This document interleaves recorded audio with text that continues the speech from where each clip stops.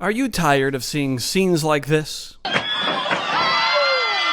One town in New Jersey is taking a bold move to put a stop to it. Parents now on the hook for kid chaos. A new ordinance in a South Jersey town says parents and legal guardians must answer for their child's public disturbances should they fail to stop them from committing certain offenses and mayhem. It's called the Minors and Parent Responsibility Act.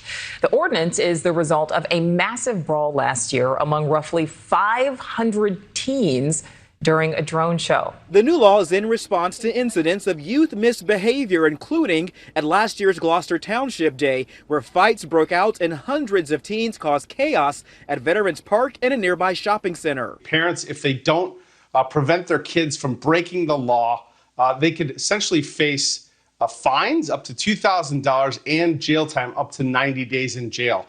Some parents are outraged, say this sets a dangerous precedent. We have a juvenile crisis in this country.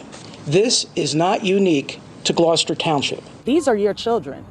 Had you governed them a certain way, this ordinance wouldn't be necessary. I have 4 kids, and my youngest, she can't experience like that fun stuff that we have in town because of, other kids acting out. Others oppose it, saying the law could cause hardship for some families. That may put the parent in a situation to either lose their job or lose finances. Let it go through the course the way it usually does. This is Alex Bauer.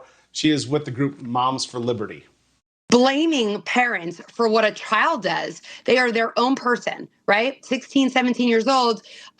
Sure, their brain's not fully formed yet, but if they are getting the correct guidance, they should be making the right decisions. And they know the difference between right and wrong. And if they choose to do something wrong, that child should be held accountable for it, not the parent. This is a good time for me to remind you of the parents of school shooter Ethan Crumbly. They asked for mercy, but were given the max, 10 to 15 years in prison for involuntary manslaughter. It's the first time in history that parents of a mass shooter have been held criminally responsible. While that's an extreme case, there is precedent for holding parents responsible. There is due process under this legislation.